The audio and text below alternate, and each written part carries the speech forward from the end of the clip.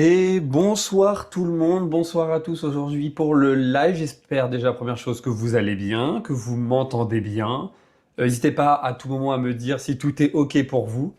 Comme ça, on va pouvoir commencer effectivement dans de bonnes conditions. Normalement, vous avez le sujet juste à côté de vous. Et on va pouvoir du coup commencer tranquillement ce live. Donc comme la dernière fois, l'idée, le sujet de brevet, c'est le sujet Asie 2025. Et on va du coup le traiter ensemble du début jusqu'à la fin. Donc, vous avez le sujet à côté, on va regarder les consignes et puis on va le faire tranquillement. Donc, j'espère que tout le monde m'entend bien, que le son est bon. Je vois pas en commentaire encore de réponses. J'espère que tout est OK, en tout cas en termes de son. Alors, on va pouvoir du coup commencer tranquillement ici notre travail. Donc, on va commencer par lire tout d'abord l'énoncé. Et comme souvent, le premier exercice, quand on fait les sujets, le premier exo ici est un exercice QCM. Alors un QCM, du coup, simplement plusieurs réponses possibles. On va choisir la bonne réponse parmi celles qui sont proposées. Alors, à la question 1, on nous donne ainsi un exercice en fait de probabilité. On nous dit que dans une urne, on dispose de 4 boules bleues, 6 boules violettes, 7 boules rouges, 3 boules jaunes, qu'on va tirer une boule au hasard et qu'on ne peut pas les discerner. Et on nous demande quelle est la probabilité d'obtenir ici une boule violette. Alors juste avant d'aller plus loin, est-ce que vous m'entendez bien? Parce que j'ai pas eu de retour dans le chat. Est-ce que le son, est-ce que tout est OK? N'hésitez pas dans le chat à me le dire. Ça me permet d'être sûr que vous m'entendez bien, que les micros sont bien opérationnels et que je ne parle pas dans le vide. Alors du coup, je continue. Question 1. Eh bien dans l'urne, c'est parti. Alors, au total, on va regarder donc dans notre urne combien on a de boules. Ici, des boules, on en a 4, plus 6, plus 7, plus 3. Donc on va écrire pour l'exercice 1. Donc on est dans l'exercice 1. Et on est à la question 1. Donc on va regarder ici dans l'exercice 1 pour la question 1. Eh bien finalement, combien est-ce qu'il y a de boules? Alors, merci pour le retour, pour le son. Donc il y a 4 boules bleues, 6 boules violettes, 7 boules rouges et 3 boules jaunes. On va donc additionner le total. Donc déjà on sait qu'au total il y a 4 plus 6 plus 7 plus 3 boules. Et quand on fait le calcul, on en trouve qu'il y en a au total, il y a 20 boules. Et bien, comme on sait qu'il y a 20 boules, on sait déjà que la probabilité, elle va être sur 20. Et on va regarder quel est le nombre de boules violettes, puisque c'est ce qui nous intéresse. Il y a 6 boules violettes. Donc, on a une probabilité immédiatement qui tombe, qui est de 6 chances sur 20. Et là, quand on regarde le QCM et les réponses à côté, on a un premier problème. 6 chances sur 20, il n'apparaît pas dans les propositions. Alors, on se dit que peut-être la fraction a été simplifiée, elle a été manipulée.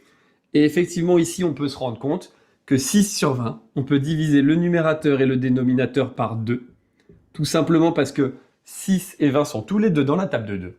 Et donc, du coup, tout simplement, ça nous donne 3 dixièmes. Et donc, on en déduit ainsi que la réponse attendue, c'est 3 dixièmes. Donc, pour la question 1, la première réponse était la réponse C. Et en fait, ça suffit. On nous avait dit qu'il y avait une seule bonne réponse, d'indiquer simplement le numéro de la question et la lettre. Donc tout ça, c'est un peu un travail qu'on aurait fait au brouillon. Et donc là, on a la réponse. On va du coup continuer avec notre question numéro 2. Et on va se poser encore une fois la même question, avec la question numéro 2, de savoir calculer 70% d'une quantité, ça revient à multiplier par combien? Alors prenons une quantité, prenons un nombre. Nous, on veut une quantité. Donc par exemple, ma quantité, si ça m'embête de prendre, je sais pas, un nombre, j'ai envie de dire un nombre avec une lettre, dites que votre quantité vaut 100. Par exemple, c'est juste pour essayer de le faire. Et nous, on va essayer de multiplier cette quantité par 70%, faire 70% de cette quantité. Et bien faire 70% d'une quantité de 100, ça revient simplement à faire 70 sur 100 fois cette quantité, fois 100. C'est la définition finalement qu'on a des pourcentages. Et bien là, on va simplement simplifier cette fraction, 70 sur 100. Donc je vous invite bien évidemment, si vous avez besoin même de prendre la calculette ou même de tête. Et 70 sur 100 quand on le fait, je le fais en effaçant ici, on trouve immédiatement que ça fait 0,7. Et donc si on relit la question par combien on doit multiplier la quantité, et bien la quantité qui était de 100, j'ai dû la multiplier par 0,7. Regardez les propositions qui sont juste à côté. Vous allez voir qu'effectivement, la proposition numéro B convient bien. Et donc, on va pouvoir dire que la réponse pour la question 2, c'est la réponse B. Et donc, on a déjà répondu aux 2 premières questions, ce qui nous donne déjà 8 points sur notre sujet, quasiment sur 100. On va continuer maintenant avec la question numéro 3. Alors, pour faire un peu de place, je vais effacer le début. Et on va poursuivre tranquillement. Donc, n'hésitez pas à lire la question pendant que j'efface. Je précise, si à tout moment vous avez des questions, si vous avez besoin d'aide, s'il y a quoi que ce soit, n'hésitez pas à les poser dans le chat. Je vois tous vos commentaires, toutes vos questions directes.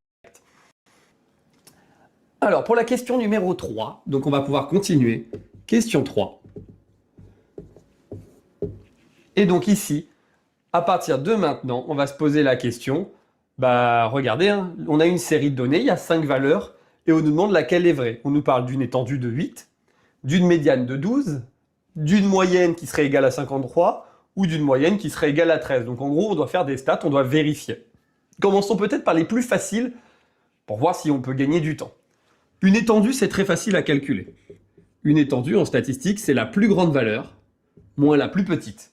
Quand on regarde la série de données à côté, la plus grande donnée, entre 7, 18, 12, 13 et 15, la plus grande donnée, c'est 18.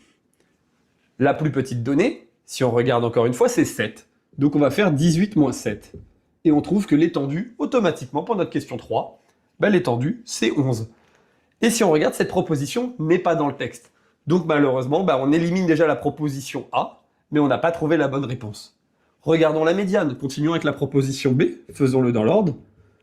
Pour trouver la médiane, il faut mettre toutes les données dans l'ordre croissant ou dans l'ordre décroissant. Eh bien, mettons les données dans l'ordre croissant ou décroissant. Alors, la plus petite, c'est 7. Ensuite, la suivante, ça va être après 7. Si on regarde dans la suite, ça va être 12. Puis 13. Puis 15. Et finalement, la dernière donnée, ça va être 18. Alors, c'est quoi la médiane? Eh bien, la médiane, c'est quand on prend toutes ces données, ça sera la donnée qui sera au milieu. Et donc, la médiane est 13, et si on regarde le sujet, la proposition B est éliminée. Bonjour à toi, alors KLN. Le concept ici, en fait, juste pour répondre à ta question, avant de continuer la correction, on a un sujet de brevet sur le côté, c'est le sujet Asie 2025, qui est vraiment tombé au brevet l'année dernière. L'idée, c'est de faire la correction ici du brevet, donc de proposer une explication complète d'un sujet de brevet en direct et de répondre aux questions. Donc voilà, n'hésite pas si tu as des questions, le concept il est là. Donc là pour le moment on en est au début, on en est à la question 3 de l'exercice 1, on a en tout début encore. On vient de voir que la proposition A n'était pas bonne, la proposition B non plus. Il ne reste donc qu'à calculer la moyenne, et donc ça sera forcément l'une des deux. Alors si on est malin, il n'y a même pas besoin de faire le calcul, puisque si on regarde, on nous propose une moyenne de 53 ou une moyenne de 13. Il est évident que la moyenne ne sera pas de 53, puisque la plus grande valeur est de 18. Donc on ne peut pas avoir une moyenne supérieure à la plus grande valeur, c'est pas possible. Donc je ne vais même pas faire le calcul, je vais quand même l'écrire pour vous, mais finalement la moyenne, on connaît déjà la réponse. Ici, on va additionner toutes les données. Donc toutes nos données ici, on les additionne, donc c'était 12, 13 et 15, et on divise par 5. Je sais naturellement, en faisant la réponse grâce au QCM, j'ai même pas besoin de prendre ma calculatrice, mais on peut le faire. Et on trouverait évidemment qu'on a 13 de moyenne. Et on se rend compte que pour la question numéro 3, la proposition qui convient, c'est la réponse du coup naturellement D. À partir de là, on vient de faire du coup déjà 3 questions. Il ne nous reste plus que la question 4 ici. Je vais descendre un petit peu pour qu'on la voit bien entièrement sur le sujet. Alors, voilà ici, donc on en arrive à la question 4. Ici, vous avez une question graphique. On vous donne une fonction affine qui s'appelle f. Elle est tracée en bleu sur le graphique. Comme vous pouvez la voir, vous avez sa courbe représentative. Et on vous demande laquelle des 4 expressions proposées, A, B, C ou D, correspond à ma fonction. Alors là, on peut avoir peur. On peut se dire, ouh là là, je suis pas très à l'aise avec les fonctions et c'est compliqué. Vous allez voir qu'en fait, c'est simple et je vais le faire de 2 façons. Je vais faire la façon de celui qui a un peu oublié son cours et la façon de celui qui connaît bien son cours. Comme ça, vous aurez vraiment ce qu'il faut pour le faire. Merci à ceux qui envoient des petits cœurs. Je vous vois dans le chat, hein. Vous inquiétez pas, je vois vos petits cœurs, je vois vos émoticônes, je vois tout ce que vous faites. Merci pour votre soutien. Alors, pour la question 4, comment on va faire ici? Quand on a la fonction, je vais commencer par la méthode de celui qui connaît bien son cours. Celui qui connaît son cours, il sait qu'une fonction affine, ça s'écrit de la forme a fois x plus b. Si jamais avec votre professeur vous ne l'avez pas encore vu, c'est pas grave. Ça vous fait un ajout dès maintenant et de toute façon vous le verrez prochainement, j'en suis sûr. A, c'est ce qu'on appelle le coefficient directeur. B, c'est ce qu'on appelle l'ordonnée à l'origine. Il y a une petite particularité, c'est que quand x vaut 0, ici il ne reste que le b. Si jamais vous prenez x égale à 0, vous avez que la valeur de b, ce qu'on appelle l'ordonnée à l'origine. Sur votre graphique qui est à côté, regardez. Ici, je vais faire un petit dessin pour que vous puissiez voir. L'ordonnée à l'origine, en fait, on va le retrouver quand x vaut 0.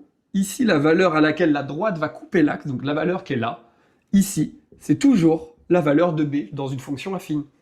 Donc là, quand on regarde notre graphique, on se rend compte immédiatement que notre b, il vaut forcément 4, puisqu'il coupe la courbe. Notre droite, on voit qu'elle coupe l'axe ici, des ordonnées, en 4. Donc on peut déjà éliminer la réponse B et la réponse D. Il ne nous reste soit A, plus qu'à A trouver, pour avoir la dernière. Maintenant, regardez notre droite, on voit qu'elle descend. Si on regarde le graphique, et si on part d'un point qu'on connaît, par exemple celui-là, si on se décale d'une unité à droite, on remarque qu'elle descend de 2. Ça revient à dire, quand je me décale de 1, je descends de 2. Ça revient à dire ici que mon coefficient directeur, il est tout simplement 2 moins 2. Et à partir de là, j'en conclus très naturellement que la bonne réponse est la réponse C. Alors ça, c'est pour quelqu'un qui connaît bien son cours. Ça va très vite en fait. Mais imaginez, vous ne connaissez pas votre cours. Comment vous pourriez retrouver cette réponse? En fait, tout simplement. Eh bien, une idée, ça aurait pu être de tester avec des valeurs de x. Je le fais à côté ici, encore une nouvelle fois. Vous auriez pris quand x égale 0 et vous auriez regardé sur le graphique. Quand x était égal à 0, ça doit faire 4. Et bien, essayez avec les 4 expressions de remplacer, laquelle fait 4. Vous retrouverez que pour la A, f de 0, c'est 2 fois 0 plus 4, ce qui fait bien 4. Vous trouverez que pour la proposition B, f de 0, si on fait le calcul et qu'on remplace x par 0, ça fait 4 fois 0 moins 2, qui fait moins 2. On se rend compte immédiatement que la réponse B ne colle pas, puisque nous, ça fait 4 sur notre dessin.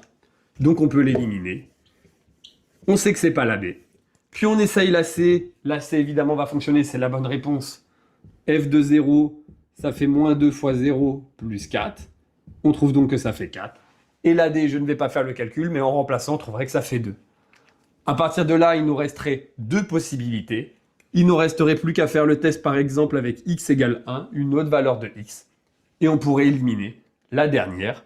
Regardez, on fait le calcul. Si je fais pour la A, f de 1, quand je fais f de 1 avec la 1, je trouve que ça fait 2 fois 1 plus 4 et que ça fait 6. Or, sur le graphique, si vous regardez à côté, quand x vaut 1, vous voyez bien que la fonction, la courbe, n'est pas en 6. Et donc, du coup, on élimine immédiatement la réponse A. Il ne reste donc que la réponse C. On en conclut une nouvelle fois que c'est la réponse C. Donc voilà, hein, j'ai pris du temps ici pour l'expliquer, parce que le chapitre des fonctions est un chapitre assez important. Mais voilà concrètement ce qu'on attend. Cet exercice 1 est déjà terminé, c'est un QCM, il va vite. N'hésitez pas s'il y a des questions sur l'une des 3 questions, si vous en avez, je reviens dessus. On va pouvoir en tout cas commencer avec l'exercice 2 qui est sur 24 points, un gros exercice. Il s'agit de géométrie et là ça va se compliquer un petit peu. Donc je descends le sujet, je vous laisse poser vos questions, respirez un coup et on continue. Alors, on passe donc à l'exercice numéro 2. Je ne vois pas de questions a priori, donc on va pouvoir continuer. Exercice 2, c'est un exercice de géométrie. 24 points, c'est énorme. Déjà, même avant d'attaquer le sujet, c'est ce que je dis souvent aux élèves. Essayez de voir un peu ce que vous avez sous les yeux. 24 points, c'est un gros sujet. Soyez-en sûrs, on attend beaucoup de choses.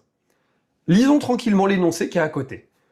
On nous dit qu'il y a une figure qui n'est pas faite en vraie grandeur, des points alignés, des droites parallèles, un triangle rectangle, quelques longueurs. Donc ça peut être bien quand vous avez le sujet de remettre les informations sur le dessin à côté. Vous avez le droit d'écrire sur le sujet, faites-le. Là, je ne peux pas écrire sur le sujet, il est sur l'ordinateur. Et une question. Montrez qu'un calcul de longueur, puis un calcul d'aire, puis un autre calcul de longueur, et enfin une histoire de perpendiculaire qu'on étudiera après. Lire toujours le sujet un petit peu, et maintenant regardez votre figure. Ici, je reconnais immédiatement, et je le refais ici, je reconnais immédiatement ici une configuration papillon de Thalès. Première chose, je me dis où? Dans un coin de ma tête, je me dis ça sent le Thalès. Première idée. Deuxième idée, je me dis oula, mais il y a un angle droit ici. Ok, angle droit, ça sent aussi le Pythagore. Donc en fait, je me dis bon, ça sent le Thalès, ça sent le Pythagore, un exo de géométrie sur 24 points. Bon, c'est sûr, il va y avoir un théorème de Thalès, un théorème de Pythagore qui va tomber. Ils m'attendent là-dessus, et c'est probablement ça ici. Et bien du coup, on va pouvoir démarrer. Alors, je vais remettre un peu les longueurs et les points ici pour pouvoir raisonner plus facilement, puisque je ne les ai pas, je ne peux pas écrire sur le sujet directement sur l'ordinateur. Et ici, la première chose, alors je sais que CD ici fait 21,6. On met l'information. Je sais que FC qui est là fait 17,2. Je mets l'information. Alors c'est écrit petit, mais vous l'avez aussi sur le dessin. Et je sais que CE qui est ici fait 29,1. Ok, maintenant que j'ai les informations, eh ben commençons. Première question. Qu'est-ce qu'on me demande? Première question, on me demande de calculer la longueur de DE. Oh, bah, tout de suite, je connais 2 longueurs sur 3 dans ce triangle, il est rectangle. Bon, bah, théorème de Pythagore, hein, j'en avais l'idée. Bon, j'en suis sûr, c'est maintenant, c'est là que je dois le faire. Eh bien, c'est parti. Théorème de Pythagore, première chose, l'hypothèse. On commence par dire que le triangle CDE est un triangle rectangle, et on précise l'angle droit qui est en... Alors, notre angle droit est en D. Première chose, on a un triangle rectangle. On précise l'hypothèse, et où est l'angle droit? Deuxième chose, on va maintenant pouvoir écrire le théorème de Pythagore en le citant bien. D'après le théorème de Pythagore, j'ai une égalité, et je vais pouvoir l'écrire ici proprement. L'égalité que j'ai, qu'est-ce que c'est? L'hypoténuse au carré, le côté en face de l'angle droit. Donc ici, CE carré doit être égal à la somme des deux petits, donc à CD carré plus DE carré. Voilà un petit peu ici pour mon égalité, je l'ai bien écrit. Il y a énormément de points, sachez-le, pour une écriture propre du théorème. Et à partir de maintenant, je vais me lancer dans le calcul, je vais remplacer. CE, c'est 29,1, donc 29,1 au carré. CD, c'est 21,6, donc 21,6 au carré. Et DE, malheureusement, je ne le connais pas, c'est celui que je cherche. Je laisse DE carré. À partir de là, on va pouvoir passer de l'autre côté notre 21,6 au carré pour isoler en quelque sorte DE, l'avoir tout seul. Et on va donc pouvoir dire que DE carré, c'est 29,1 au carré moins 21,6 au carré. Bon bah là, l'outil qu'il vous reste, prenez la calculatrice et vous tapez votre calcul à la calculatrice. Donc 29,1 au carré, je lui enlève 21,6 au carré. La calculatrice me répond immédiatement. Je le fais juste à côté ici. Elle me répond que DE carré est égal à 380,25. J'ai presque fini. J'ai bien dit presque. Moi, là, j'ai DE au carré. Mais si vous relisez l'énoncé, c'est pas au carré que je le voulais. C'est juste DE. Bah, l'idée pour avoir DE sans le carré, c'est de passer ici à la racine carrée et de prendre la racine carrée du nombre que je viens d'avoir. Donc je fais racine carrée de 380,25, donc racine carrée de 380,25, encore une fois sur la calculatrice.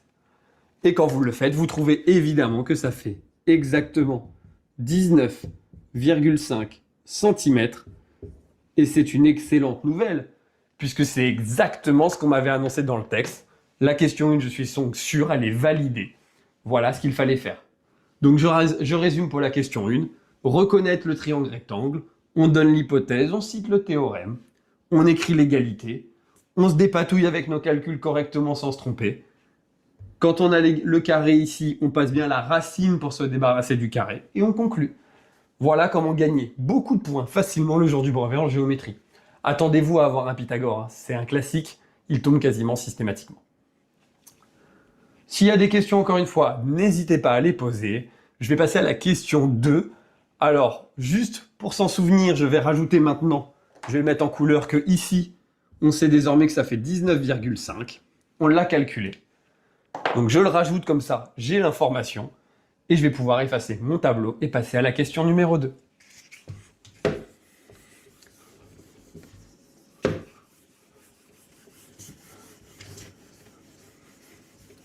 Alors, cette question 2, vous êtes peut-être en train de la lire, sûrement. Qu'est-ce qu'elle nous dit? De quoi on va parler cette fois-ci dans la suite? La question 2, quand on regarde, calculer l'aire du triangle CDE. C'est juste un calcul d'aire. Alors, juste, c'est à la fois simple et en même temps, il faut se souvenir de sa formule. C'est quoi la formule de l'aire d'un triangle? Je suis sûr qu'il y a un bon nombre d'élèves qui se feraient avoir sur cette formule. Peut-être que vous en faites partie. Donc, faites attention à bien la maîtriser. La formule de l'aire d'un triangle, on l'apprend en fait dès la 6e. Donc, c'est une formule qui date, mais on ne la voit pas si souvent que ça quand on est en 3e. Alors, souvenez-vous bien que c'est base fois hauteur divisé par 2. Ok, alors, c'est bien beau de connaître la formule maintenant. Encore faut-il savoir l'utiliser dans le cas concret. Comment reconnaître une base d'une hauteur?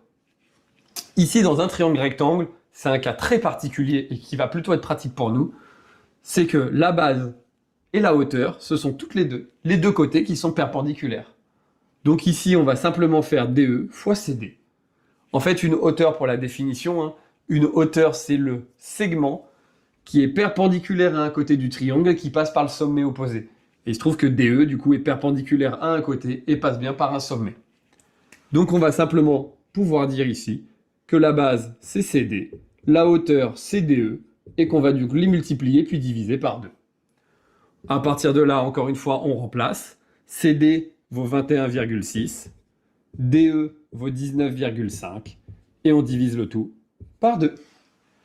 Il ne vous reste encore une fois qu'à prendre votre calculatrice, faire 21,6 fois 19,5, diviser tranquillement le tout par 2, et vous trouvez que l'aire est exactement de 210,6. Alors là, c'est là qu'il faut faire attention. Une aire, quelle est son unité? On regarde ici, elles étaient en centimètres. J'ai bien tout trouvé en centimètres. Donc l'aire est en centimètres carrés. Faites attention à ne pas vous tromper sur les unités. C'est dommage d'avoir tout bon et d'avoir une unité fausse à la fin. Donc voilà ici, on peut encadrer évidemment la réponse, faire une phrase réponse. N'hésitez pas à faire quelque chose de propre le jour du brevet. C'est toujours agréable pour le correcteur. Voilà pour cette question. S'il y a des questions, encore une fois, n'hésitez pas. Et on va continuer avec la question numéro 3, tranquillement. Alors encore une fois, je vais devoir effacer. Maintenant, pour garder les informations importantes, on va quand même écrire, ici je vais le mettre en noir, que l'aire est de 210,6 cm². Comme ça, si à un moment donné j'ai besoin de réutiliser moi une information, je l'ai sur mon dessin ici. Même si vous ne voyez pas beaucoup vous, au moins l'information n'est pas perdue, on ne va pas refaire tout le calcul. Allez, c'est reparti du coup. On continue avec la question numéro 3. Je vais effacer ici, ça vous donnera peut-être un peu plus de lisibilité. Voilà. Et on est reparti. Donc Alors, calculer la longueur GF et on veut un arrondi au millimètre près. La longueur GF, elle est ici. Donc ce que je veux, c'est calculer cette longueur. Là, si je me repars sur un Pythagore, je me rends compte que c'est pas possible, parce que là, déjà, j'ai pas l'angle droit. Là, il va me manquer une longueur. Bref, il manque beaucoup d'informations. Je le sens pas, le Pythagore. Tout à l'heure, on avait dit qu'il y avait peut-être aussi du Thalès. Peut-être le moment de s'intéresser à du Thalès, dire tiens, est-ce qu'il n'y a pas un truc? Là, on voit notre configuration papillon. On sait que les points sont alignés, c'est écrit dans le texte si vous lisez. Et on sait aussi que les droites sont parallèles. C'est aussi écrit dans le texte. Ah, c'est chouette, on a toutes les hypothèses dans le texte pour le faire, et en fait, on a assez d'informations pour l'utiliser. Et bien, on va se lancer dans un Thalès. Alors, comment on rédige un théorème de Thalès? Première chose, les hypothèses. Vous devez dire que les droites sont parallèles, alors lesquelles? C'est GF et DE qui doivent être parallèles. C'est donné dans le texte, mais s'il vous plaît, le jour du brevet, n'oubliez pas de redonner l'hypothèse. Je sais qu'elle est dans le texte et vous dites oui, on le sait, c'est écrit, mais vous devez nous montrer ce que vous savez et que vous savez utiliser votre théorème. Donc là, on écrit la première hypothèse. Deuxième hypothèse, c'est l'alignement des points. Encore une fois, on montre ce qu'on sait. On précise que G, C, E et les deuxièmes points, donc on a ici G, C, E et F, C, D, ils sont alignés. On le dit. C'est bête, mais il faut donner les informations que l'on a pour l'hypothèse. Donc là, maintenant, nos hypothèses sont vérifiées. Et ben, j'annonce fièrement que je peux appliquer le théorème de Thalès. Et donc là, je vais pouvoir maintenant démarrer. Il y a plein de points pour la rédaction. Et maintenant, en fait, je vais juste lancer mon théorème et puis ça va bien se passer. Alors, le théorème de Thalès, qu'est-ce qu'il me dit? Dans l'écriture des quotients, des fois, je vois des erreurs. Faites attention à ça. Donc là, je vais vous aider un petit peu, évidemment, pour le faire. Première chose, on va repérer le point d'intersection de mes deux triangles. Je ne sais pas si vous voyez, il y a un triangle ici et un deuxième là. On repère le point d'intersection, c'est ici, c'est le point C. Tout va partir de là. On va partir de ce point C, on va faire côté d'un triangle sur côté de l'autre. Côté d'un triangle sur côté de l'autre. Côté d'un triangle sur côté de l'autre. L'idée, c'est ça. Eh bien, c'est parti. Je pars de mon point C. CF divisé par CD. Donc, CF sur CD va être égal à CG sur CE. CG sur CE. Et pour terminer, GF sur DE. GF sur DE. Un petit moyen de vous rassurer, de vous rendre compte que vous avez bon, regardez ici. CF, ici, si vous regardez que vous enlevez les points C, vous avez FG, là j'ai bien FG, et ici vous avez DE, et là j'ai bien DE. Donc il y a bien la cohérence ici. À partir de maintenant, on va remplacer tout ça par les longueurs qu'on connaît. CF fait 17,2, CD fait 21,6, CG, est-ce que je le connais? Je ne le connais pas, je laisse CG. DE, je le connais, il fait 29,1, je l'écris. Et pour le dernier, GF, je ne le connais pas, c'est celui que je cherche, ça c'est une bonne nouvelle, c'est celui que je veux calculer. Et 19,5 pour DE. Alors, dans ces quotients, maintenant, lesquels j'utilise? Bon, bah naturellement, celui-là, est-ce qui m'intéresse? Pas tellement. CG, il m'intéresse pas. Et on peut même lire les questions d'après, on verra qu'il nous intéresse pas du tout, ce côté. Donc en fait, ça, j'ai presque envie de dire, je m'en fiche. Je vais même le barrer. Il m'intéresse pas du tout. Ici. Il n'est pas faux, hein, mais ce quotient m'intéresse pas. Par contre, ici, je suis content. Parce que là, je vais pouvoir faire mon fameux produit en croix, qu'on appelle la quatrième proportionnelle. Ici, je vais pouvoir la faire pour calculer GF. 17,2 fois 19,5 qu'on va diviser par 21,6 va me donner GF. Je l'écris juste à côté, ici. Et on va pouvoir terminer. La longueur GF, j'ai juste à dire que c'est 17,2 que multiplie 19,5 puis que divise 21,6.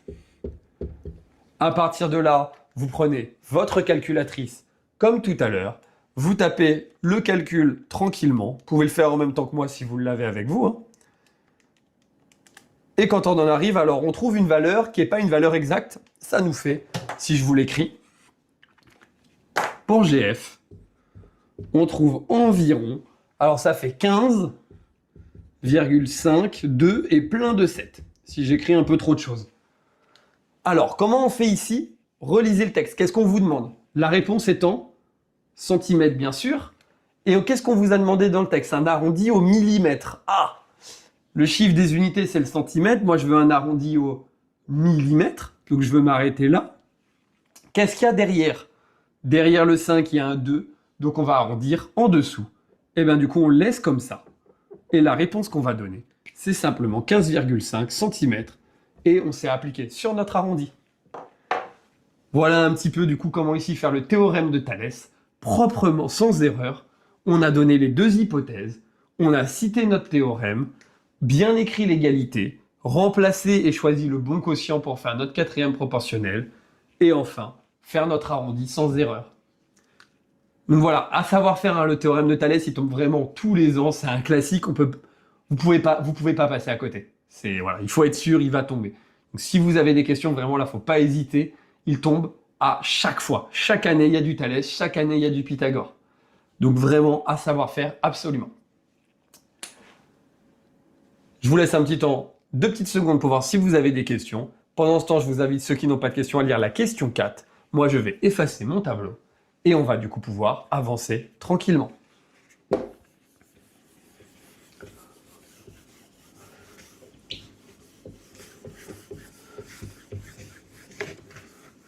Alors, ceux qui ont lu la question 4, qui ont commencé, je suis sûr qu'il y a une petite peur là qui se fait en vous en voyant un texte un peu long. On peut se dire, ouh là là, ça sent pas bon ce truc-là, qu'est-ce qu'on me raconte? Ça part dans tous les sens, il y a plein d'infos. Ah ouais, là effectivement, il y a plein d'infos. Je vais refaire le tracé. On trace une droite D, celle est ici, perpendiculaire, ici. Puis on me dit que cette droite D, qui a été perpendiculaire, on me dit qu'elle coupe GC, donc ma droite ici, en un point A, ok, et qu'elle va couper l'autre en un point B, ici.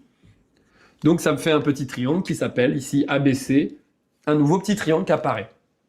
Et là, il n'y a pas de question d'ailleurs, on l'a simplement affiché, vous l'avez en bas, et je vais descendre un peu pour avoir la question, c'est mieux. Voilà, on a désormais les deux dernières questions. Question A et question B. Alors la question A, on me demande de montrer que l'aire de mon triangle obtenu, donc le petit triangle ici en noir, qui est tout petit pour moi sur le dessin, vous l'avez évidemment sur le dessin, on me demande de dire, c'est montrer que c'est bien 1/9 du premier. Oh bah alors là, rien de plus simple. J'ai l'aire du premier, j'ai l'aire du deuxième, je vais juste vérifier ce qu'on dit, je vais vraiment pas prendre de risque. On me dit que l'aire de ABCD, l'aire de ABC, pardon, il n'y a pas de D, l'aire de ABC, on me dit de dire, est-ce que c'est 1/9 de l'aire de CDE? De l'aire de CDE. Voilà ce qu'on me dit, moi. Bah, faisons le calcul. Je fais le calcul vraiment séparément pour m'assurer de l'égalité avant de l'écrire. L'aire de ABC, elle vaut combien? Bah, faisons ce calcul. L'aire de ABC, pas de calcul d'ailleurs à faire, c'est écrit dans le texte, il suffit de lire, c'est un peu plus haut. C'est 23,4 cm². L'aire de CDE, je fais le calcul, par contre là, j'ai un petit calcul à faire. C'était 210,6, on l'a trouvé tout à l'heure. On va diviser par 9. Ok, prenez votre calculatrice, vous faites 210,6, vous divisez ça par 9, et là vous trouvez que ça fait exactement, bien sûr, 23,4 cm². On vient donc de montrer que les deux aires sont égales. Il suffit juste de dire, alors, l'aire de ABC, c'est bien égal à 1/9 de l'aire de CDE. Et c'est tout. Cette question, elle est très simple, mais elle demande quand même d'avoir eu la réponse sur les aires. C'est dommage de passer à côté. Là, si vous n'avez pas la réponse sur les aires, vous passez à côté d'une question facile. Mais en tout cas, voilà. Là, c'est vraiment tout ce qu'il y avait sur celle-là. Alors, on va continuer avec le petit b. Je vais effacer une nouvelle fois. N'hésitez toujours pas si vous avez des questions. Bon, sur celle-ci, je pense que ça doit aller. Elle était assez courte. Et il nous reste une dernière question dans cet exercice. Et j'aurai déjà 24 points plus 16. J'aurai au total 40 points sur le sujet sur 100. Donc, j'aurai bien avancé. Alors, question B. On admet du coup maintenant que les triangles ABC et EDC sont semblables. Oui, ok, donc on admet qu'ils sont semblables. Bon, on n'a même pas besoin de l'admettre en fait. Je me permets de rappeler, ici, les droites sont parallèles, le théorème de Thalès s'applique. Par définition, quand le théorème de Thalès s'applique, les deux triangles sont semblables. C'est une propriété. Alors ça veut dire quoi semblable pour ceux qui ont oublié? Ça veut juste dire que les triangles, ils ont les mêmes angles, donc ils ont les mêmes angles, la même forme exactement, mais ils n'ont pas forcément les mêmes longueurs. Donc en gros, ce triangle-là est plus grand que celui-là, mais ils ont bien les mêmes angles. C'est juste ça. Et on me demande, moi, de déterminer la longueur de AB. Alors là, on pourrait se lancer bille en tête, se dire « Oh, ça va être encore un Thalès, chouette !» Ouais, mais on n'a pas les longueurs de AC, on n'a pas la longueur de BC, et c'est bizarre de nous demander de faire 2 fois la même chose dans un brevet. J'ai déjà fait Thalès. Normalement, on ne doit pas me demander de faire une 2e fois la même chose. Ça peut arriver, mais c'est quand même extrêmement rare. En fait, ici, c'est pas du tout une idée de Thalès. Ici, on me dit qu'ils sont semblables et on me fait comprendre qu'il y a eu un rapport à la question d'avant d'agrandissement ou de réduction entre les deux triangles. Et là, en fait, on veut me faire utiliser les agrandissements, le lien avec le cours sur l'homothétie. Ici, on voit une homothétie de rapport négative. Il y a eu une petite transformation qui s'est faite. Donc là, c'est ça, on veut m'amener là-dessus. Eh bien, du coup, regardez, si je reprends ce qu'on a dit. On a dit que l'aire de ABC, c'était 1/9 de l'aire de CDE. Ça, c'est ce qu'on a dit à la question d'avant. Ouais, mais on sait que le rapport des aires, quand on fait une homothétie, on sait que l'aire est multiplié par le rapport au carré. Donc, je sais donc que 1/9, c'est mon rapport au carré. Alors, je vais l'écrire proprement. Donc, je peux dire que K au carré, c'est 1/9 avec K, le rapport de réduction. Je vais le mettre, un K, c'est le rapport ici de réduction qui permet de passer d'un triangle à l'autre. Alors pourquoi, certains vous demandez peut-être pourquoi le rapport est au carré. Ça vient du cours sur les agrandissements et sur les réductions. Quand on fait une réduction de rapport K, on sait que pour les aires, c'est toujours le rapport au carré. Ça, c'est du cours, c'est une propriété à connaître. Bon, bah à partir de là, si K au carré égale à 1 neuvième, moi j'aimerais avoir juste K. Oh bah, comme tout à l'heure, comment on en fait disparaître un carré? Il suffit de faire ici la racine carrée. Et donc pour faire la racine carrée, eh bien quand on le fait à la calculatrice, et on trouve que ça fait 1/3. On a presque terminé. Alors, comment faire maintenant pour terminer? Eh bien ici, tout simplement, si on veut terminer tranquillement, bah, on sait que les longueurs du grand triangle vont être multipliées par 1/3 pour obtenir les longueurs du petit triangle. Eh bien, il me suffit de dire que du coup, si je prends mon grand côté DE, qui est ici, si je le multiplie par 1/3, ça va me donner simplement AB. Et oui, puisque le grand triangle, c'est le même que le petit. C'est juste les longueurs qui ne sont pas les mêmes, il faut juste multiplier par le rapport. Eh bien, donc, j'ai donc à juste dire que AB, finalement, c'est 19,5 fois 1/3. Et donc, encore une fois, vous prenez votre calculatrice tranquillement, vous faites 19,5 fois 1/3, et vous trouvez que AB, je vais le mettre juste là, je vais faire un petit cadre, je manque de place, que AB, c'est 6,5 cm. Et voilà, vous venez de terminer la dernière question de ce sujet de géométrie, qui était quand même plus technique, moi je trouve. On doit recalculer ici un rapport de réduction en pensant à une homothétie, penser à faire la racine carrée pour avoir le rapport, et finalement faire notre petit calcul. Un peu plus technique je trouve, mais c'est une dernière question d'un exercice, donc ça peut arriver que souvent elle soit plus dure. Voilà pour l'exercice 2 de géométrie qui était sur 24 points, donc un gros exercice. Et bien là, il est terminé. Je vais donc passer à la suite. N'hésitez pas vraiment si vous avez des questions dans le chat. Je vais descendre du coup à l'exercice suivant. Alors, le voilà, il commence à apparaître un peu pour vous, tranquillement. Je vais commencer du coup à effacer et on va pouvoir passer à l'exercice numéro 3. Alors, je vous l'invite à le lire tranquillement pendant que j'efface.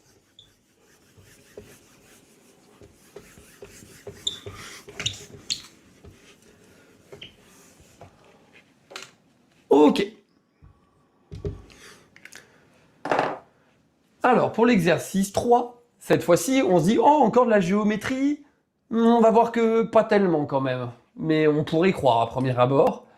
On nous donne des longueurs en centimètres, on nous donne un rectangle, et là on voit apparaître quoi sur le rectangle? Des longueurs avec du X. Ouh, ça sent pas la géométrie, ça sent plutôt le calcul littéral. À mon avis, on va faire du calcul ici. Et on commence, regardez, partie A. Il y a une première partie, et c'est très important de bien identifier là ce qu'on va dire, de bien lire le texte. C'est que dans la partie A, on m'annonce en petit que X, il vaut 1,5 cm. Ça c'est super important. Parce que ça veut dire que dans toute la partie A, je ne prendrai pas X quand je vais faire mes calculs. Je prendrai 1,5. Donc il n'y a pas vraiment de calcul littéral ici. J'aurai juste des calculs à faire. Première question, quel est le périmètre du carré? Eh bien le périmètre du carré c'est quoi? Périmètre du carré EFG, je vais additionner le premier côté, le deuxième côté, le troisième et le quatrième. Ben, les côtés font tous 2x, donc je vais faire 4 fois le côté de 2x. Un premier côté, plus un deuxième, plus un troisième, plus un quatrième. Sauf que x, on n'oublie pas qu'il fait 1,5. Donc quand je fais le calcul, je vais dire que c'est 4 fois 2 fois 1,5. Vous prenez votre calculatrice et vous pouvez le faire tranquillement. Alors 2 fois 1,5, ça peut se faire de tête, ça fait 3. Et 3 fois 4, ça fait bien sûr 12. On déduit donc que ça fait 12 cm. La question 1 est déjà terminée. Question 2. Je continue tranquillement et je me laisse porter par le sujet. Vous allez voir, il se fait tout seul. Calculer AB.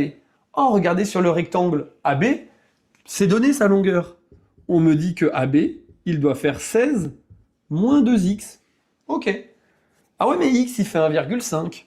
Donc AB, il fait 16 moins 2 fois 1,5. À partir de là, faites votre calcul. 16 moins 3. Et 16 moins 3, vous trouvez que ça fait, tranquillement, 13 cm. Vous avez donc calculé les deux premier côté. Alors, bonjour à toi Louise, bienvenue sur le chat. N'hésite pas à poser des questions d'ailleurs si tu as besoin. Et j'espère que tu m'entends bien et que la qualité est bonne de l'image. Alors, on continue du coup maintenant avec la question 3. Alors, question que je ne vais finalement pas faire. Merci pour les petits cœurs et les notes. Pour la question 3, on continue tranquillement. Construire en vraie grandeur le rectangle ABCD. On a notre rectangle ABCD. En fait, on a sa longueur, on a sa largeur qui vaut 1,5 qui vaut x dans ce cas-là. Donc là, tout simplement, il suffirait de le construire tranquillement avec les outils. Je n'ai pas d'outil de tableau, je ne vais pas le faire ici. On va partir du principe que vous savez construire un rectangle, surtout que vous avez le droit au quadrillage de votre feuille. Donc pour les angles droits, il n'y a même pas de problème, quoi. Donc question 3, on fait vraiment l'impasse dessus, c'est juste une construction de rectangle. Question 4, on vous demande est-ce que le périmètre du rectangle est-il égal au périmètre calculé du carré à la question 1? La question 1, j'ai déjà le périmètre, alors je vais juste effacer la question 2. Et je vais calculer le périmètre du rectangle. Alors pour la question 4, le périmètre du rectangle, calculons-la. Alors jusqu'ici, on a deux fois la même lettre. J'ai précisé que là, c'est le périmètre du carré et que là, c'est le périmètre du rectangle avec une petite lettre, pour pas faire de confusion. Alors, le périmètre du rectangle, qu'est-ce qu'on peut dire? C'est x, auquel je dois ajouter encore une deuxième fois x, puis je dois faire 16 moins 2x, puis je dois refaire 16 moins 2x. Alors là, deux possibilités. Vous pouvez tout remplacer parce que vous connaissez la valeur de x, ou alors vous pouvez vous amuser à faire un peu de calcul littéral. Pourquoi s'embêter? On peut tout remplacer. Ça fait 1,5 plus 1,5 plus 16 moins 2 fois 1,5 plus 16 moins 2 fois 1,5. Le calcul est un peu lourd, mais on peut le faire tranquillement. On va le faire. Alors ça fait 3 plus 16, 19. 19 moins 3, ça fait 16. 16 et 16, 32. Et 32 moins 3, 29. Alors là, j'ai fait du calcul mental. Je rappelle, si vraiment vous avez besoin, calculatrice, elle est autorisée. Pas besoin de vous en priver. Et donc, vous déterminez que le périmètre, il est de 29 cm. Est-ce que du coup, le périmètre de la première figure et de la deuxième sont égales quand x vaut 1,5? La réponse est du coup non. Les périmètres ne sont pas égaux. En tout cas, pas pour le moment. La partie A vient d'être terminée. On va donc pouvoir passer à la partie B. On n'a fait que du calcul. Et finalement, on va juste interroger sur la notion de périmètre et un peu de substitution. Donc là, vraiment, un exo, mais facile. Il faut prendre les points sur ce genre de choses vraiment au brevet quand vous y serez. Je descends un peu le sujet et on va pouvoir continuer avec la partie B. Alors, je laisse quand même un petit peu, voilà, la figure. Je veux quand même qu'on puisse voir la figure. Alors, je vous invite à lire les questions, le petit tableau qui est donné, pendant que j'efface. N'hésitez pas à me poser vos questions, toujours, si vous en avez. Ou même à me dire coucou. Ça fait toujours plaisir.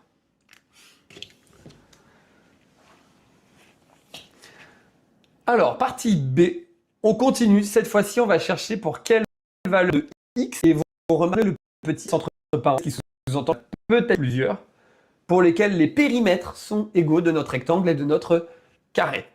Alors pour essayer de répondre au problème, on nous propose premièrement un petit tableau de valeurs que vous voyez, donc un tableur qui a été utilisé. Et à la question 1, on me demande, question 1A, quelle formule a-t-on saisi dans la cellule B2? Alors pour trouver la cellule B2, regardez la colonne B, la ligne 2, c'est comme à la bataille navale, il n'y a juste pas de bateau à toucher couler, mais c'est la même idée. Donc dans B2, on regarde, on voit que dans B2, il est écrit 8. Et quelle formule on a mis dans B2 pour l'étirer jusqu'en G2? En gros, comment on calcule le périmètre du carré? Quelle est la formule qu'on met? Dans G2, alors là, il faut juste écrire la formule. Déjà, première chose, une formule, ça commence par un égal dans un tableur. C'est à savoir, mais voilà. On commence du coup par un égal. Et comment on calcule le périmètre du carré? Je vous invite à regarder votre carré qui est en haut. Pour calculer le périmètre du carré, qu'est-ce qu'on a fait tout à l'heure? On a fait 4 fois 2x. Donc, la valeur de x, on doit la multiplier par 4 fois 2. Et 4 fois 2, ça fait 8. Donc, je dois faire 8 fois la valeur de x. Donc, je sais que dans ma formule, je vais devoir multiplier 8 fois par la valeur de x. Mais dans votre tableau, combien vaut x? Et regardez la ligne 1. ici dans votre tableau, la valeur de x dans votre tableau, elle est de 1. Alors, quand on est en B, mais de 2 quand on est en colonne C, et de 3 quand on est en colonne D. Et bien du coup, plutôt que de mettre la valeur de x, on va juste faire appel à la case dans laquelle la petite cellule dans laquelle on est. Et quand on est en B2, bah, la valeur de x, elle est en B1. Donc on va dire fois B1. Et à partir de là, ce qui va être magique, c'est quand je vais étirer la formule, ça va automatiquement s'étirer. Petit point de détail, si on est vraiment tatillon sur ce que je viens de faire, le symbole fois n'existe pas sur un clavier d'ordinateur. Quand on est en numérique, le fois, c'est une petite étoile. Voilà, si on est vraiment tatillon en informatique, ici, l'idée c'est de faire ça. Bonsoir à toi Lara et bienvenue sur le live. On est sur le sujet de brevet, on est en train de faire l'exercice 3, on est à la partie B, sur la partie un peu de calcul littéral. Alors voilà du coup pour la formule à la question 1. Ensuite, petit b. Alors petit b, ce tableau est-ce qui nous permet de trouver des valeurs de x pour lesquelles les périmètres sont égaux dans nos deux figures. Eh bien regardez, est-ce qu'on a à un moment donné où on a deux valeurs identiques? Si on regarde la colonne B, il y a 8 et 30, donc non. 16 et 28, non. 24, 26, toujours pas. 32, 24, toujours pas. 40, 22, toujours pas. 48, 20, toujours pas. Donc la réponse ici, bah, tout simplement, on va dire que non. Hein. Non, car simplement, hein, il n'y a pas deux colonnes qui donnent la même valeur. Alors, ce qui est important, c'est qu'on veut que ça soit le même x, hein, évidemment. Vous pourriez dire, mais ouais, mais il y a un 24 là et un 24 là.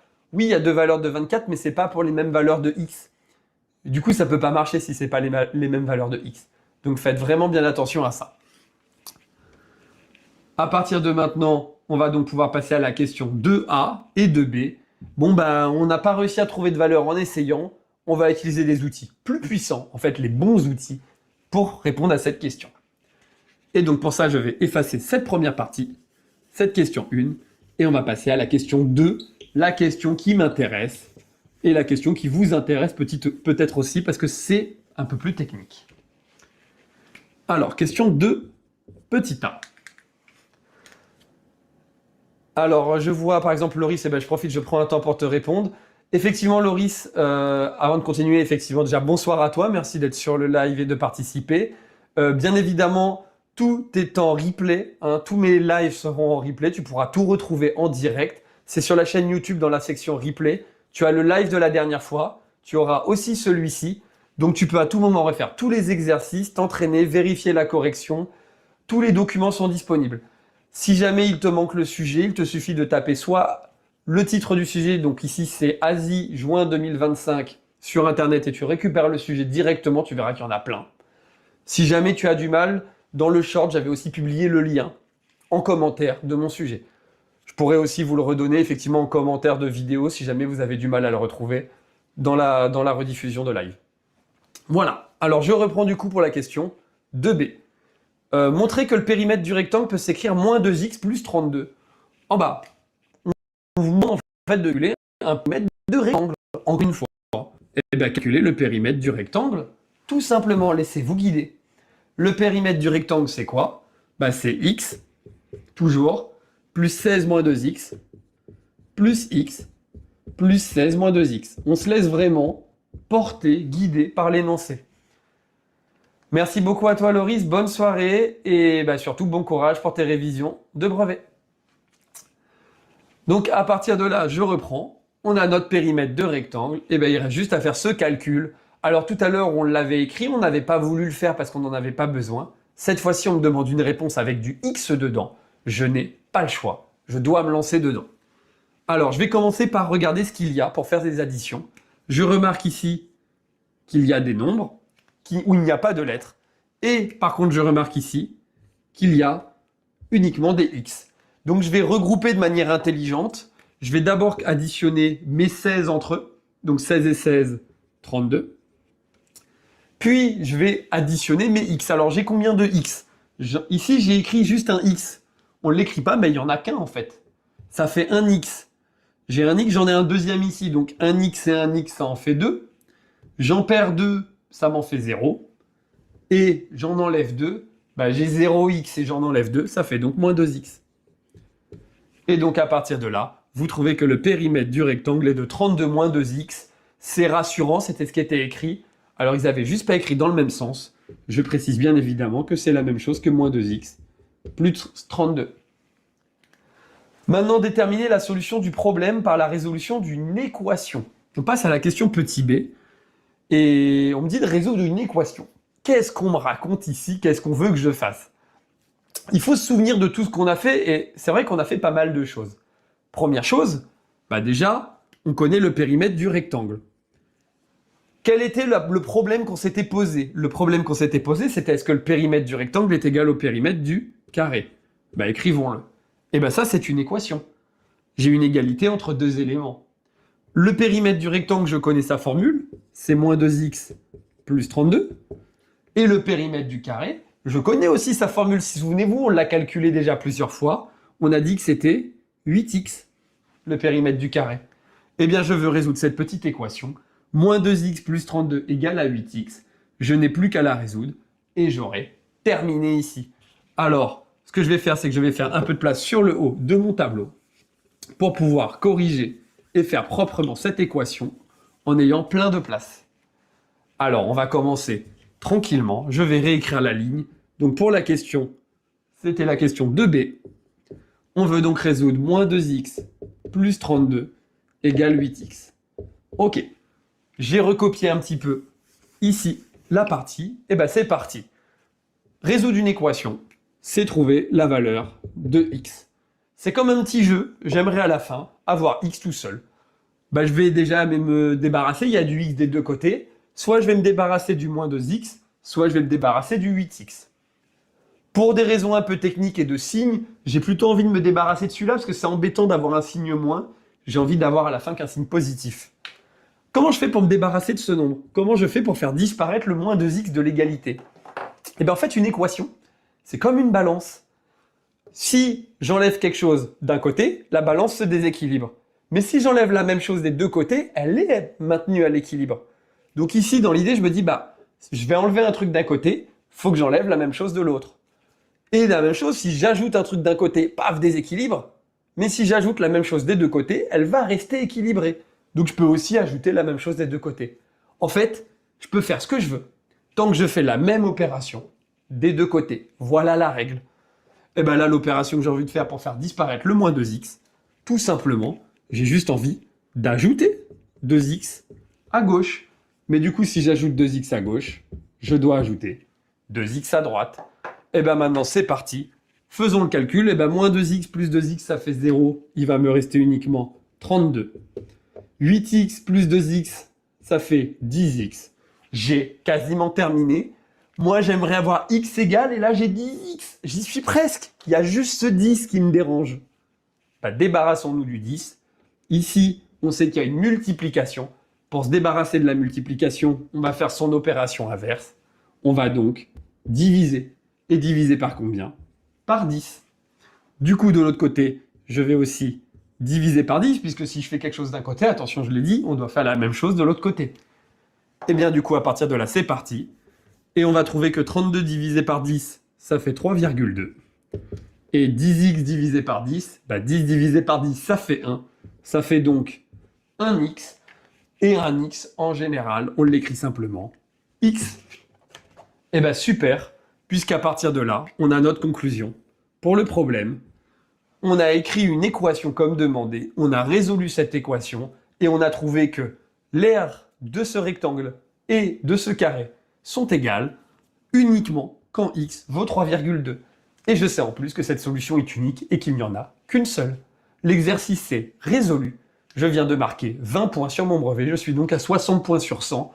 Il me reste 2 exercices à faire et j'aurai terminé. Donc voilà, ici on a fait une partie plutôt calcul littéral, résolution d'équations. Donc là on est plutôt sur la manipulation. J'ai envie de vous dire, ça c'est plutôt les bases que vous aurez au lycée pour tous ceux qui visent d'aller en seconde générale. C'est vraiment des mathématiques qui vont ressembler à ça que vous allez faire. Des résolutions d'équations, des manipulations, des petits calculs comme ça avec le calcul littéral. Donc je vais maintenant vous proposer c'est de descendre à l'exercice 4 en descendant un peu le sujet. Encore une fois, n'hésitez pas si vous avez des questions, des remarques, quoi que ce soit. Je suis là pour vous aider. Alors, on découvre ici un magnifique sujet avec du scratch. Waouh! Alors, je dis magnifique. Je suis pas sûr que ça rassure tout le monde. Scratch, en général, c'est pas toujours ce qu'on met le plus en avant dans notre programme de maths parce que c'est de l'informatique. Et bah, en fait, on veut d'abord faire des maths avant de faire l'informatique bien souvent. Alors, on va expliquer un peu ici. Je vais vous expliquer les choses. Vous allez voir qu'en fait, Scratch, c'est du français. C'est pas très dur. Faut juste être bien attentif et ça va bien se passer. Alors, il y a quand même quelques pièges, j'en parlerai ici. Alors, regardons l'exercice. Déjà, je suis rassuré, première ligne, aucune justification n'est attendue. Je peux juste balancer la réponse comme ça. Même au hasard, j'ai mes chances d'avoir bon. Ça, c'est plutôt rassurant. On me donne un truc, l'instruction s'orienter à 90, ça veut dire que le lutin regarde vers la droite. Ça veut dire que quand j'ai mon lutin, j'aurai mon petit carré et qu'il y a mon petit bonhomme ici, mon lutin. Vous savez, le petit chat sur Scratch. Et bien, quand je vois s'orienter à 90, ça veut dire qu'il regarde à droite, qu'il se dirige vers la droite. Donc voilà un peu l'idée. Allez, j'efface mon petit carré, je sais que je fais des beaux dessins, mais quand même, on va pas être là pour s'amuser et faire du dessin. Vous seriez déçus de mes talents. Alors, maintenant, partie A. L'élève, il souhaite faire l'hexagone qui est là, un dessin, donc on reconnaît dans cet hexagone des petits triangles qui ont l'impression d'être tournés. Bon, déjà, avant de commencer à faire l'hexagone, va falloir, du coup, faire ces petits triangles, on se dit. Ok. Et pour commencer, il aimerait faire un joli triangle équilatéral, comme celui que vous pouvez voir juste en dessous avec le script. Question 1, recopier et compléter les lignes 2, 3 et 4. Eh bien, ok, je m'exécute. On va recopier les lignes 2, 3 et 4. Alors, à la ligne 2, il y a écrit répéter une case, un nombre de fois. Ensuite, on me dit d'avancer d'un certain nombre de pas. Puis, on me dit de tourner, alors, dans le sens inverse des aiguilles d'une montre, d'un certain nombre de degrés. Ok. Réfléchissons à comment faire ce triangle. Bah, quand je fais le triangle, regardez, imaginons que je suis le lutin. Je commence à un endroit, je suis orienté vers la droite. Donc, dans l'idée, j'aimerais avancer. Donc, dans le sens ici. Puis, une fois que je serai là, j'aimerais tourner pour me diriger vers là. Donc, je vais être comme ça, je vais donc tourner ici. Puis, une fois que, voilà, regardez, j'avance, je tourne, puis je vais avancer. Puis, je vais à nouveau tourner pour revenir au point de départ, donc tourner ici. Voilà un peu l'idée que j'ai envie de faire. Alors, dans le texte, qu'est-ce qu'on me donne? On me dit que les pas, ils sont de 50. Donc, quand j'avance, je dois avancer ici à chaque fois de 50. Ah bah là, je suis content, je me dis, ah bah avancer, pas d'autre solution. Déjà, c'est 50 pas. Ça, c'est facile. Répéter, je vais répéter combien de fois? Combien de fois je vais avancer puis tourner? Ben regardez, j'ai avancé, tourné, avancé, tourné, avancé, et puis à la limite, tourner pour finir. Donc, je vais le répéter. Bah, il y a 3 côtés. Je vais le répéter 3 fois. Pas de piège ici. Et le tourner. Intuitivement, on se dirait, oh, triangle équilatéral, tous les angles font 60 degrés et on tourne de 60 et basta. Et là, ça a été une hécatombe. Je me souviens sur ce sujet. Il y a plein d'erreurs parce qu'effectivement, on ne va pas tourner de 60 degrés. Regardez ce que j'ai fait. Quand mon feutre était là et que j'ai tourné, j'étais dirigé dans cette direction et j'ai tourné ici. Je n'ai pas fait l'angle à l'intérieur du triangle, cet angle qui fait bien 60, hein, vous avez raison. J'ai fait l'angle qui était à l'extérieur du triangle. Et là, c'est un piège, c'est un peu vicieux ce piège-là. C'est qu'ici, regardez, on fait l'angle extérieur. Alors là, j'ai un angle plat, le total fait 180. Donc on va se poser la question, il manque combien pour faire 180 ici? J'ai déjà 60, il manque combien? Il manque 120 degrés. Et ça me donne donc la réponse. J'ai tourné à chaque fois de 120 degrés. Et non pas, d'ailleurs il n'y a pas de petit rond, l'unité est écrite là. J'ai tourné de 120 degrés et non pas de 60. Ça, c'est un piège énorme, très facile de se tromper. En tout cas, si vous aviez bon sur les 2 premiers, vous aviez quand même une grosse partie des points. Donc voilà déjà pour la question 1. On a fait notre triangle équilatéral. Petite info, savoir faire un triangle équilatéral sur Scratch, c'est un bon basique. Sachez faire aussi le carré et le rectangle. Si vous avez les figures de base, vous vous en sortirez bien sur Scratch. Je descends un peu et je continue avec la question 2. Je descends le sujet pour tout le monde. Alors, Notre élève, maintenant, il a deux programmes qu'il a fait, le A et le B. Donc on nous propose ici plein de choses et on nous demande lequel permet de tracer l'hexagone. Bah, pas de secret, hein. Pour savoir lequel fait l'hexagone, il va falloir le tester. Alors si on avait un ordinateur, ça serait vite réglé, hein. On mettrait sur l'ordi et on aurait terminé. Mais on n'a pas l'ordinateur. Alors on va jouer le rôle de l'ordinateur et je vais faire ce qu'on me dit. Je vais me poser en 0, 0, un point de départ. Donc là, je fais le programme A. Je lis, s'orienter à 90 degrés, ça veut dire regarder vers la droite. Donc je suis prêt à partir vers la droite. Effacer tout. J'efface tout mon tableau. Stylo en position d'écriture, je suis prêt à écrire avec mon stylo. Répéter, alors excusez-moi, je vois pas bien. 6 fois, je dois faire un triangle équilatéral. Alors je commence par faire un triangle équilatéral. Donc toujours en revenant bien dans ma direction. Puis on me dit de tourner de 60 degrés. Alors 60 degrés, quand je tourne, je me mets là. Puis je refais un triangle équilatéral. Puis je tourne, donc je suis là. Je tourne de 60 degrés. Puis je refais un triangle équilatéral. Puis je tourne de 60 degrés. Et je continue ainsi de suite. Et puis quand je suis en train de faire ça, bah vous le remarquez probablement, hein, qu'est-ce que ça dessine? Ça dessine le premier dessin. Donc c'est l'hexagone souhaité. Donc ça, c'est le programme A. Si vous avez un doute, vérifiez le programme B. On peut le faire. Hein. Qu'est-ce qu'il va faire? Le programme B, on n'a pas tourné de 60, on a tourné de 120. En fait, c'est la seule différence. Quand j'ai fait mon triangle et que je regarde ici, je tourne de 120. Et donc, quand je tourne de 120, je fais 60, puis 60. Et en fait, je reprends mon triangle comme ceci. Puis je tourne de 120, mon triangle va vers le bas. Puis je tourne de 120, je refais une nouvelle fois ce triangle-là. Puis de 120, encore une fois. Puis 220, encore une fois. Et en fait, on se retrouve à faire 2 fois chaque triangle ici. Et donc voilà les 2 programmes qu'on a obtenus. Donc vous avez la réponse ici, le programme A donne celui-là, le programme B donne celui-là. Et oui, quand on n'a pas l'informatique pour le brevet, c'est avec votre crayon, comme tu le dis KLN, qu'on va devoir faire effectivement des algorithmes sur Scratch. Pas pratique, mais sachez que pour vous entraîner sur Scratch, le mieux c'est de vous entraîner sur un papier, parce que le jour du brevet, vous n'aurez pas d'ordinateur en support. Je vais descendre le sujet, on a désormais une partie B sur Scratch à continuer.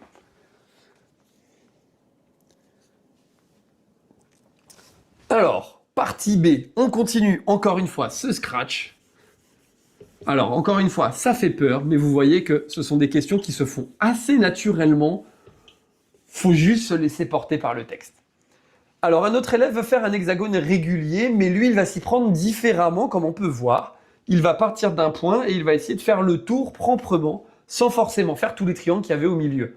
Lui, il a l'idée de faire vraiment que l'hexagone, pas les petits triangles et pas tout ce qu'il y a au milieu.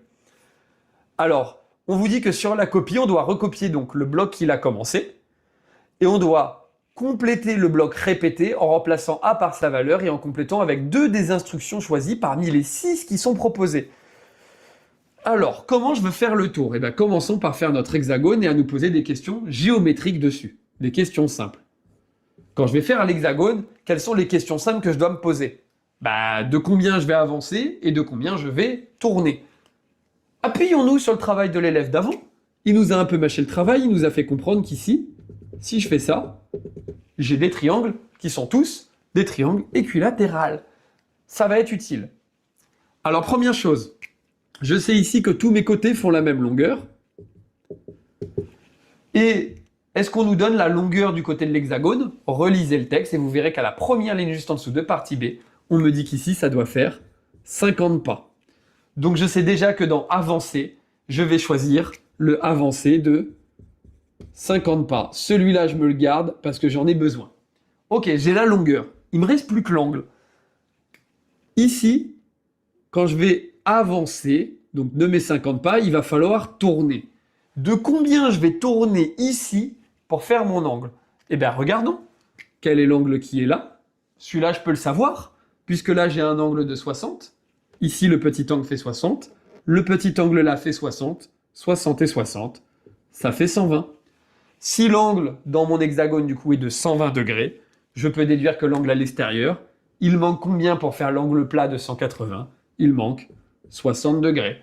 Donc, quand je vais tourner, j'ai très envie d'avoir un tourné de 60 degrés. Alors, tourner de 60 degrés dans quel sens? Est-ce que ça sera vers la gauche ou vers la droite? Ça va dépendre de si on veut faire vers le haut ou vers le bas. Regardez ici dans quel sens j'ai tourné. Quand je tourne comme ceci, je tourne dans le sens inverse des aiguilles d'une montre pour faire la figure en haut. Donc je vais plutôt garder le tourner dans le sens inverse des aiguilles d'une montre. Vous voyez, c'est vraiment très manuel, hein. Je me mets à la place, je le fais, je mets le personnage, je le déplace et je regarde ce qui se passe. Bah maintenant que j'ai mes deux commandes, j'ai plus qu'à recopier le bloc. J'ai plus qu'à le faire ici tranquillement. Je peux effacer même mon dessin. Tout est fait. J'ai plus qu'à dire le répéter. Alors on verra après combien de fois on va répéter. Et qu'est-ce qu'on met dans le répéter? Eh bien on met qu'on avance d'abord de 50 pour faire le côté. Puis ensuite qu'on va tourner de 60 degrés dans le sens inverse des aiguilles d'une montre. Ok, j'ai presque fini. Je dois répéter combien de fois pour faire le tour de ma figure? Bah, ma figure, elle a 6 côtés, donc je dois le répéter 6 fois. Eh bien, félicitations, vous venez d'avoir la bonne réponse ici à cet exercice. Alors, je rappelle, hein, l'exo 4, on n'attendait aucune justification particulière. Donc, même si vous ne savez pas trop comment faire, n'hésitez pas à tenter une réponse même au hasard. J'ai envie de vous dire, c'est mieux que rien. Et au hasard, sur un malentendu, vous pouvez gagner des points. Donc quand on vous dit qu'aucune justification n'est attendue, je sais que c'est un peu bête ce que je vous dis, mais tentez votre chance, vous n'avez rien à perdre. Donc voilà pour l'exo 4, il ne me reste donc que l'exercice 5 à faire, et j'aurai terminé la totalité de ce sujet. Donc d'ici 15 à 20 minutes, je pense, on aura terminé. Donc restez bien avec moi, pour la fin, on y est presque. Je descends le sujet, on termine, et n'hésitez pas, je le répète encore une fois, à poser vos questions, si vous en avez. Alors, continuons encore une fois, ici, exercice 5, le dernier de la série, et on aura fait un brevet en entier, on aura tout expliqué, tout rédigé, pour vous montrer que ça se fait largement en 1 heure, hein. Ça se fait très bien. Alors, un magasin a reçu plein de poissons, visiblement, 650 poissons. Il y en a 350 de type A, 300 de type B, on ne sait pas trop à quoi ça correspond, mais pourquoi pas. On vous dit que le nombre de poissons de type A et de type B doivent être le même dans chaque lot. Tous les poissons sont répartis dans des lots, donc on doit répartir tous les poissons, il ne doit pas y avoir de reste. Et première question, on me demande parmi les 3 propositions, laquelle est une décomposition en produit de facteur premier. Oh, c'est un beau cadeau. Alors, on pourrait regarder les propositions et le faire par élimination. Je vais faire encore mieux, faisons la décomposition ensemble. On est là pour ça, faisons-le. Je veux donc décomposer 300 comme un produit de facteur premier. Eh bien, je vais me poser la question, 300, je peux le diviser par quel nombre premier? Un petit conseil que je vous donne, n'hésitez pas à écrire dans un coin d'un brouillon les nombres premiers, les plus petits que vous connaissez. Voilà, j'en mets juste 5. Ça me suffira largement. Est-ce que 300 est divisible par 2, qui est un nombre premier? Bah oui. Alors 300, je vais le diviser par 2, et il reste 150. Est-ce que 150 est divisible lui-même par 2? Encore une fois, oui. Alors je me gêne pas, je le divise par 2, il reste 75. Est-ce que 75 est divisible par 2? Non. Donc ça ne marchera plus jamais par ce nombre premier. Il n'y a plus de 2 ici. Essayons avec un nouveau. Est-ce que 75, il n'y a pas un nombre qui le divise que je connais? On pourrait remarquer qu'il est dans la table de 3, on pourrait remarquer aussi qu'il est dans la table de 5. Moi, j'ai envie de le faire par 3. Je rappelle que vous avez votre calculatrice, donc si vous avez besoin d'aide, vous pouvez le faire à la calculette pour les calculs. 75 divisé par 3, ça fait 25. Ok, est-ce que 25 est dans la table de 3? Non, ça ne marchera plus par 3. 25, il est dans la table de 5, on peut diviser donc par 5. Ça fait 5. Et finalement, 5, on le divise lui aussi par 5, il reste 1. Et j'ai terminé. 1 n'est pas un nombre premier, il n'y a aucun nombre premier qui peut diviser 1, puisque 2 était le plus petit d'entre eux. Ça veut donc dire que j'ai totalement terminé. Je n'ai plus qu'à conclure que 300, c'est simplement égal, je vais l'écrire juste en dessous ici, 300, il est égal à 2 fois 2 fois 3 fois 5 fois 5.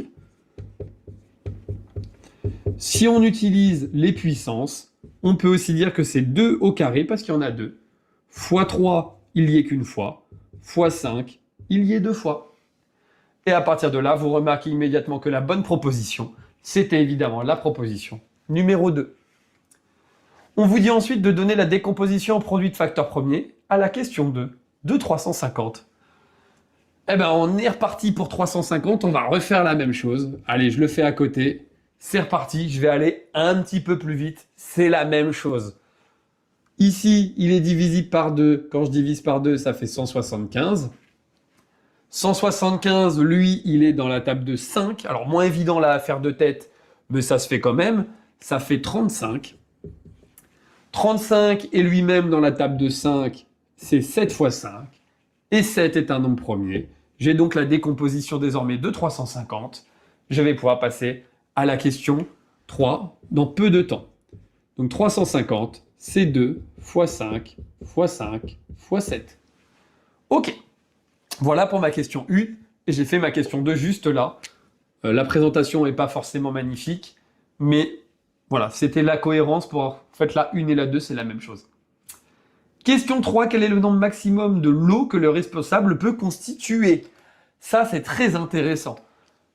Quel est le nombre maximum de lots? Si vous remarquez, 300 et 350, c'est vos nombres de poissons. Poissons de type A, poissons de type B. Et en fait, on se pose la question, quel est le plus grand diviseur commun qu'on peut avoir entre 350 et 300? Eh bien, regardons dans la décomposition ce qu'il y a en commun. Il y a ici un 2 en commun. Il y a ici un 5 en commun. Il y a encore un autre 5 en commun. Et c'est tout. Eh bien, ça veut dire que 2 fois 5 fois 5, c'est le plus grand diviseur commun, le plus grand nombre qui est à la fois dans la table de 300, qui divise 300 et qui divise 350. Et bah du coup, il suffit simplement de le dire. Je vais effacer un peu ce que j'avais fait là. J'en ai plus besoin. Et je vais pouvoir répondre à la question 3 tranquillement, qui est une question assez simple en fin de compte. Je vais simplement dire que le PGCD, ce qu'on appelle le plus grand diviseur commun, en fait, ça porte un nom, c'est le PGCD. Il est de 2 fois 5 fois 5, qui fait, faites le calcul, 50. Eh bien, je peux dire que du coup, le nombre maximum de lots, le nombre max de lots est 50. Il n'y aura pas plus de 50 lots, et j'en suis sûr, c'est grâce à mes décompositions que je le sais. Et on me dit, dans ce cas, il y aura combien de poissons de chaque type? Ok. Bon, on pourrait se dire, allez, je fais les divisions et on l'a. Même pas la peine, regardez. Ici, vous avez votre nombre 50. Il est multiplié par 7. Il y a 7 fois 50. Bon, des poissons, c'était les poissons de type A. Il y aura 7 fois 50 poissons de type A. Donc, il y aura 7 poissons de type A dans vos 50 lots. Et si on regarde le deuxième, il reste 2 fois 3. Eh bien, 2 fois 3, d'ailleurs, celui-là, on va l'enlever, il nous gêne plus qu'autre chose. Il reste 2 fois 3, 2 fois 3, ça fait 6. Donc, il y aura 6 poissons de type B. Et vous venez de terminer l'exercice, ici, tranquillement. Et la décomposition en produits de facteurs premiers, si elle est intéressante, c'est parce qu'elle fait tout le travail à votre place. Une fois que vous l'avez fait, tout est terminé. Donc voilà pour cette partie A de l'exercice 5. Il ne me reste plus que la partie B, la dernière partie du sujet, et le sujet est totalement terminé. Je descends le sujet et on passe à la dernière partie ensemble. Encore une fois, n'hésitez pas à me faire vos commentaires, à me donner des choses si vous en avez à dire.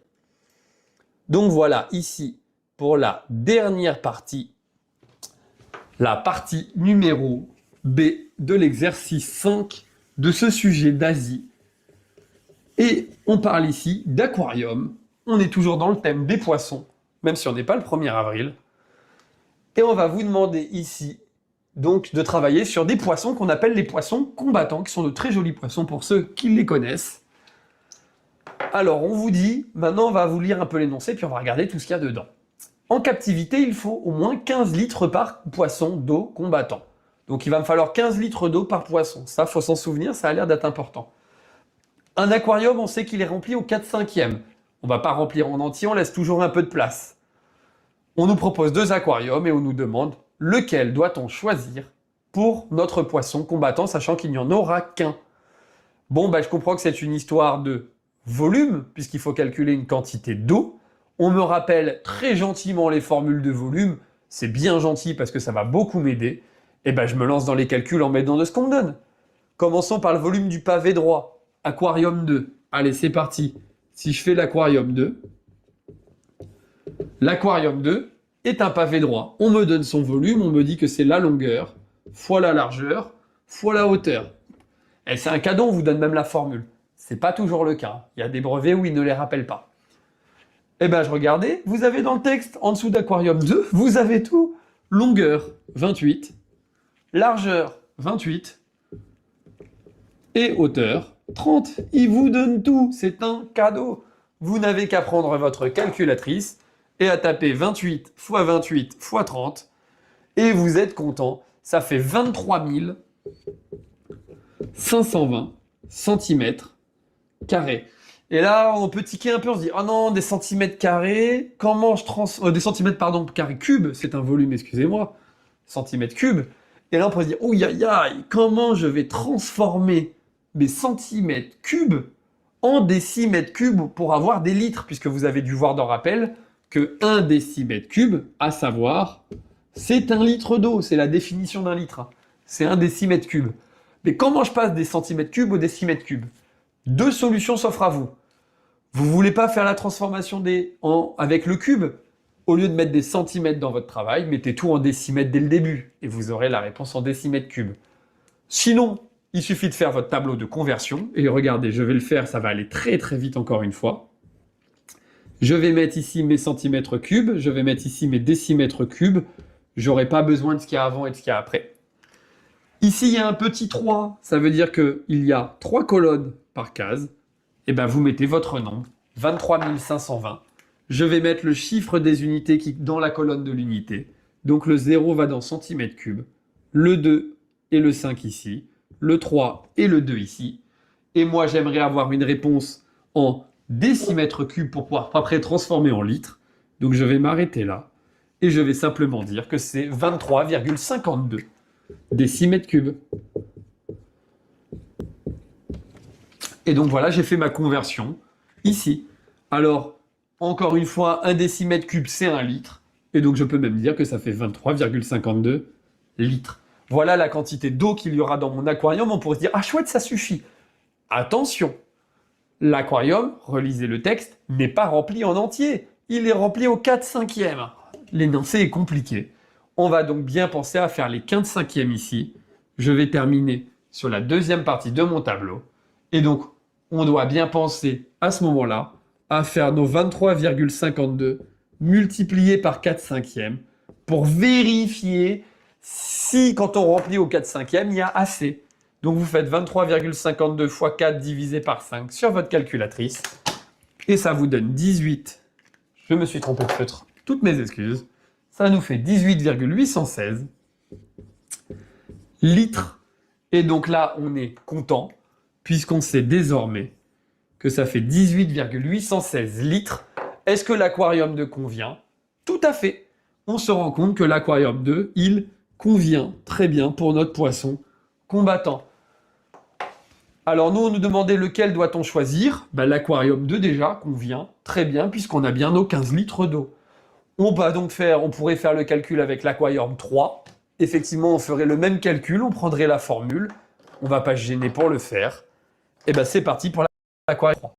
Donc, je change tout et on recommence tout notre travail pour l'aquarium numéro 1. On va quand même s'assurer qu'il fonctionne ou qu'il ne fonctionne pas d'ailleurs. Alors, aquarium 1, c'est parti. Le volume, on va faire pi fois rayon, fois hauteur. C'est écrit dans le texte, je vous invite bien évidemment à le lire. Dans un cylindre, le volume est rappelé. Pour ne pas faire la même bêtise que tout à l'heure, j'ai une petite idée. C'est que cette fois-ci, je me dis, je vais faire attention aux unités. Alors, pi, il n'y a pas de problème. Le rayon, il vaut combien? Regardez dans le texte, on me dit que le diamètre fait 30. Ah, le rayon, c'est la moitié du diamètre. Donc, le rayon vaut 15 cm. Ah ouais, mais moi, j'aurais besoin d'avoir tout en décimètres après. J'ai pas envie de refaire la conversion. Ok, transformons. Ça fait 1,5 décimètres. Juste fait la conversion. La hauteur, 25 cm. Pareil, je vais convertir. Je vais mettre 2,5 décimètres. Le fait d'avoir tout en décimètres me permettra maintenant de faire le calcul. N'oubliez pas le carré, j'ai failli oublier. Ici, vous prenez la calculatrice, vous tapez pi fois 1,5 au carré fois 2,5 et ça vous dit que ça fait environ 17,67 litres. Donc a priori, on pourrait se dire comme tout à l'heure, oh, ça a l'air suffisant. Mais n'oubliez pas qu'il faut multiplier la valeur par 4 cinquièmes. Et quand on fait 17,67 fois 4 cinquièmes, je sens qu'il ne va pas y avoir assez ici dans l'aquarium. Vérifions-le à la calculatrice. Et effectivement, on trouve que ça fait environ 14,1 litres. Donc, pour l'aquarium 1, j'ai 14,1 litres pour mon poisson. Or, il a besoin de 15 litres. On pourra donc dire que cet aquarium ne convient pas du tout. En tout cas, il manque de l'eau pour mon poisson combattant. Super, j'ai terminé la question 1 de la partie B. Il ne me reste plus que la question 2 et le sujet est terminé définitivement. Alors, on me dit que le prix d'un poisson combattant est de 15 €, qu'une famille va acheter un poisson combattant et un aquarium de 40 €. Le vendeur propose une remise de 15%. Combien va-t-il payer? Il s'agit simplement d'un petit calcul de pourcentage. On va le faire ensemble et on va voir que ça sera terminé assez rapidement. Bon, en tout cas, j'espère que pour le moment, ça vous plaît, tout ce que je vous explique. N'hésitez vraiment pas à demander de l'aide, poser des questions, je suis là pour ça. Si jamais vous êtes sur la rediffusion, n'hésitez pas à poser vos questions en commentaire. Je pourrai répondre aussi dans la rediffusion plus tard. Alors, à partir de maintenant, c'est parti pour la dernière question, la question 2. Quel est le prix d'un poisson combattant plus son aquarium? Si on fait le poisson plus l'aquarium, déjà il suffit de faire le calcul. Ça fait 15 € le poisson, plus 40 € l'aquarium, ça fait donc 55 €. Ça c'est le prix sans aucune réduction. Sauf que j'ai 15 réductions sur le prix total. On a 15% de réduction. À partir de là, si vous avez 15% de réduction de solution, soit vous appliquez la formule que vous avez apprise par cœur, soit vous appliquez juste votre bon sens. On va commencer par le bon sens. Ça veut dire quoi, 15%? 15%, ça veut dire que j'ai 15 € si j'en avais dépensé 100. Sauf que moi, j'en ne dépense pas 100, j'en dépense 55. On va donc faire ici une petite quatrième proportionnelle à la calculatrice. 55 fois 15 divisé par 100. 55 fois 15, je divise le tout par 100. Je trouve que ça fait 8,25. Je peux donc dire qu'on aura 8,25 € de réduction.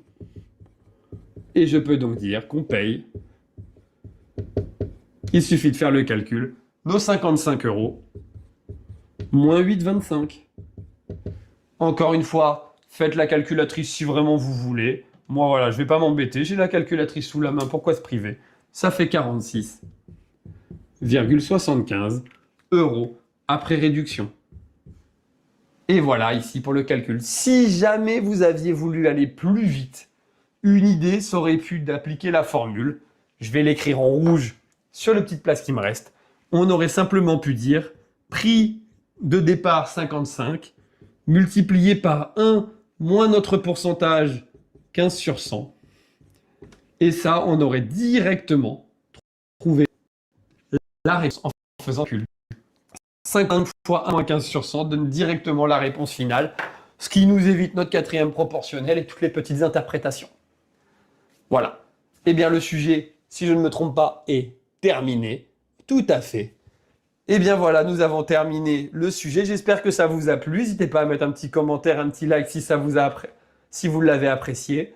La rediffusion sera bien sûr disponible si vous voulez le retravailler. Moi, je bois un petit verre d'eau après avoir autant parlé.